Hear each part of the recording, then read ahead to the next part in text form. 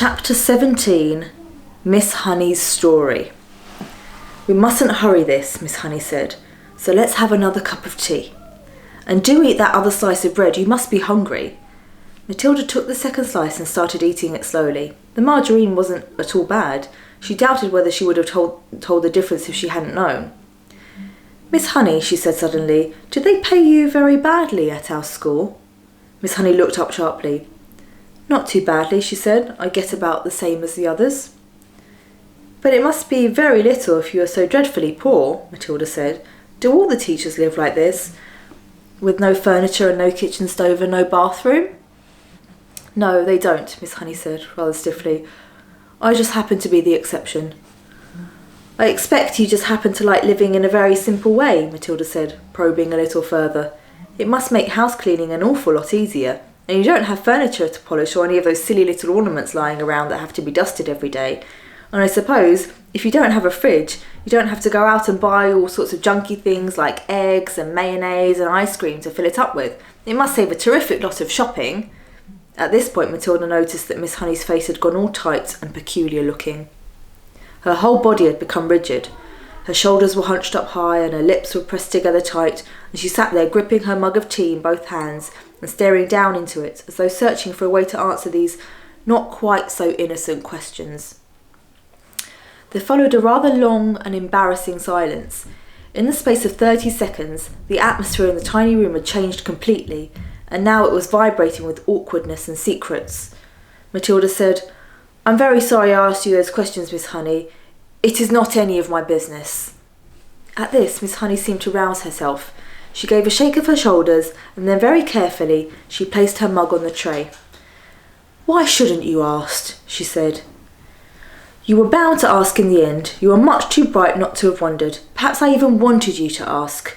Maybe that is why I invited you here after all. As a matter of fact, you are the first visitor to come to this cottage since I moved in 2 years ago." Matilda said nothing. She could feel the tension growing and growing in the room. "You are so much wiser than your years, my dear," Miss Honey went on, "and it quite staggers me. Though you look like a child, you are not really a child at all, because your mind and your powers of reasoning seem to be fully grown up. So I suppose we might call you a grown-up child, if you see what I mean." Matilda still did not say anything. She was waiting for what was coming next. "Up to now," Miss Honey went on, "I have found it impossible to talk to anyone about my problems. I couldn't face the embarrassment, and anyway, I lack the courage. Any courage I had was knocked out of me when I was young. But now, all of a sudden, I have a sort of desperate wish to tell everything to somebody. I know you are only a tiny little girl, but there is some kind of magic in you somewhere. I've seen it with my own eyes." Matilda became very alert. The voice she was hearing was surely crying out for help. It must be. It had to be. Then the voice spoke again. "Have some more tea," it said. "I think there's still a drop left." Matilda nodded. Miss Honey poured tea into both mugs and added milk. Again, she cupped her own mug in both hands and sat there sipping. There was quite a long silence before she said, "May I tell you a story?" "Of course," Matilda said. "I am 23 years old," Miss Honey said, "and when I was born, my father was a doctor in this village. We had a nice old house, quite large, red brick. It's tucked away in the woods behind the hills. I don't think you'd know it." Matilda kept silent. "I was born there," Miss Honey said, "and then came the first tragedy. My mother died when I was 2. My father, a busy doctor, had to have someone to run the house and to look after me, so he invited my mother's unmarried sister, my aunt, to come and live with us. She agreed, and she came." Matilda was listening intently. "How old was the aunt when she moved in?" she asked. "Not very old," Miss Honey said. "I should say about 30. But I hated her right from the start. I missed my mother terribly, and the aunt was not a kind person. My father didn't know that because he was hardly ever around, but when he did put in an appearance, the aunt behaved differently." Miss Honey paused and sipped her tea. "I can't think why I'm telling you all this," she said, embarrassed. "Go on," Matilda said, "please." "Well," Miss Honey said, "then came the second tragedy. When I was 5, my father died very suddenly. One day he was there, and the next day he was gone.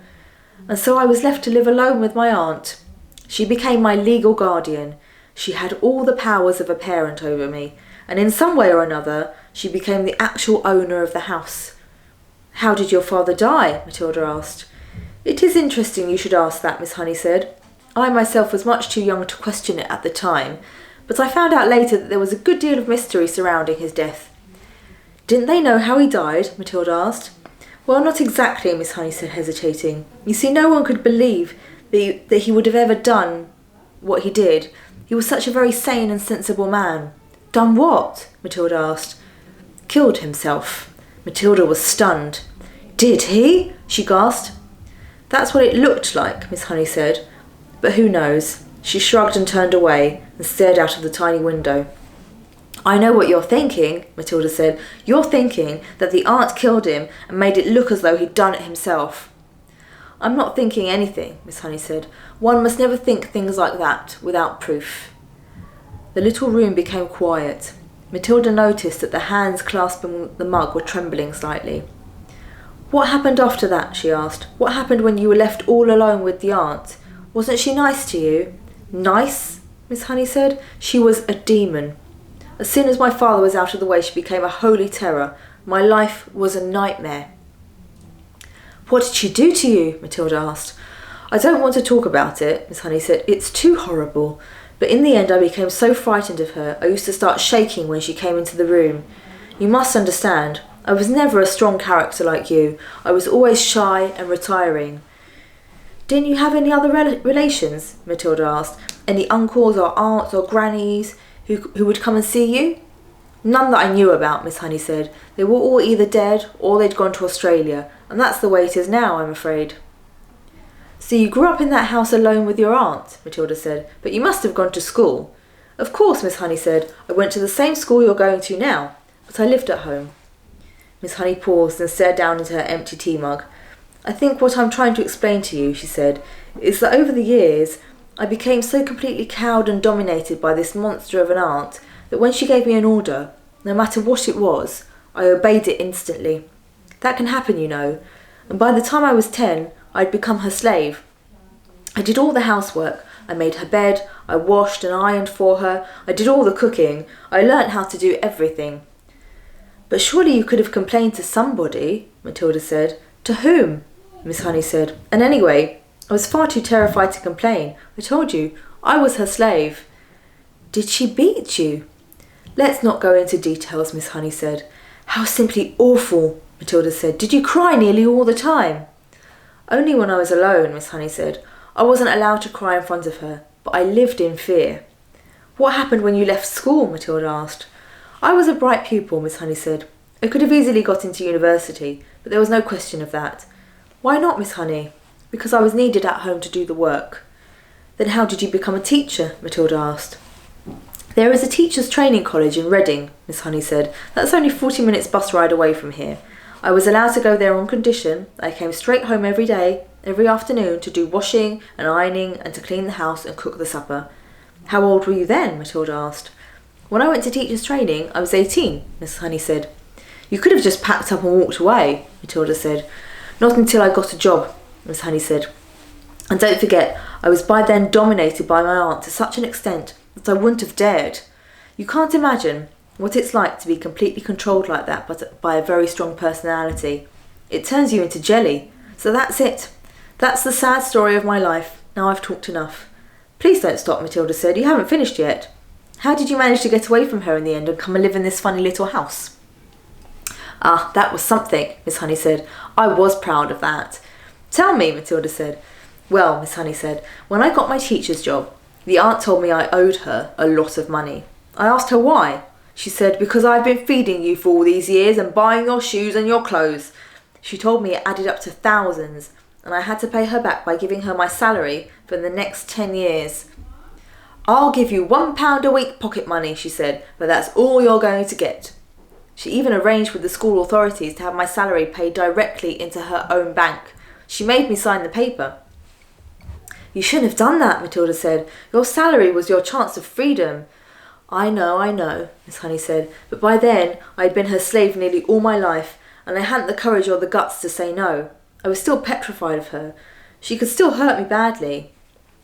So how did you manage to escape? Matilda asked. Ah, Miss Honey said, smiling for the first time. That was 2 years ago. It was my greatest triumph. Please tell me, Matilda said. I used to get up very early and go for walks while my aunt was still asleep, Miss Honey said.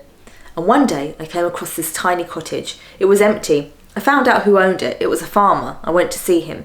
Farmers also get up very early. He was milking his cows. I asked him if I could rent his cottage. You can't live there, he cried. It's got no conveniences, no running water, no nothing. I want to live there, I said. I'm a romantic. I've fallen in love with it. Please rent it to me. You're mad, he said. If you insist, you're welcome to it. The rent will be 10 pence a week. Here's 1 month's rent in advance, I said, giving him 40 pence. And thank you so much. How super, Matilda cried. So suddenly you had a house all of your own. But how did you pluck up the courage to tell the aunt? That was tough, Miss Honey said, but I steeled myself to do it. One night, after I'd cooked her supper, I went upstairs and packed the few things I possessed in a cardboard box and came downstairs and announced I was leaving. I've rented a house, I said. My aunt exploded. Rented a house? She shouted. How can you rent a house when you only have £1 a week in the world? I've done it, I said. And how are you going to buy food for yourself? I'll manage, I mumbled and rushed out the door. Well done you, Matilda cried. So you were free at last. I was free at last, Miss Honey said. I can't tell you how wonderful it was. But have you really managed to live here on £1 a week for 2 years? Matilda asked. I most certainly have, Miss Honey said. I pay 10 pence rent, and the rest just about buys me paraffin for my stove and for my lamp and a little milk and tea and bread and margarine. That's all I need, really. As I told you, I have a jolly good tuck-in at the school lunch. Matilda stared at her. What a marvellously brave thing Miss Honey had done. Suddenly, she was a heroine in Matilda's eyes. Isn't it awfully cold in the winter? She asked. I've got my little paraffin stove, Miss Honey said. You'd be surprised how snug I can make it in here. Do you have a bed, Miss Honey? Well, not exactly, Miss Honey said, smiling again, but they say it's very healthy to sleep on a hard surface. All at once, Matilda was able to see the whole situation with absolute clarity. Miss Honey needed help. There was no way she could go on existing like this indefinitely. You would be a lot better off, Miss Honey, she said, if you gave up your job and drew unemployment money. I would never do that, Miss Honey said. I love teaching. This awful aunt, Matilda said. I suppose she's still living in your lovely old house. Very much so, Miss Honey said. She's still only about 50. She'll be around for a long time yet. And do you think your father really meant her to own the house forever? I'm quite sure he didn't, Miss Honey said. Parents will often give a guardian the right to occupy the house for a certain length of time, but it's nearly always left in trust for the child. It then becomes the child's property when he or she grows up. Then surely it is your house, Matilda said. My father's will was never found, Miss Honey said. It looks as though somebody destroyed it. No prizes for guessing who, Matilda said. No prizes, Miss Honey said.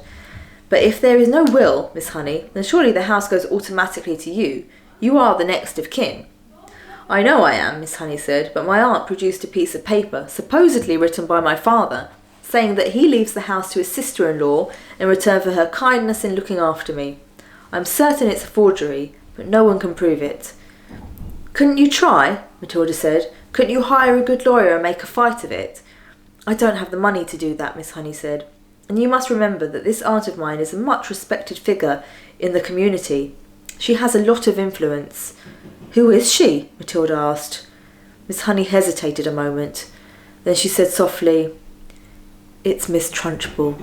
Next chapter, the names.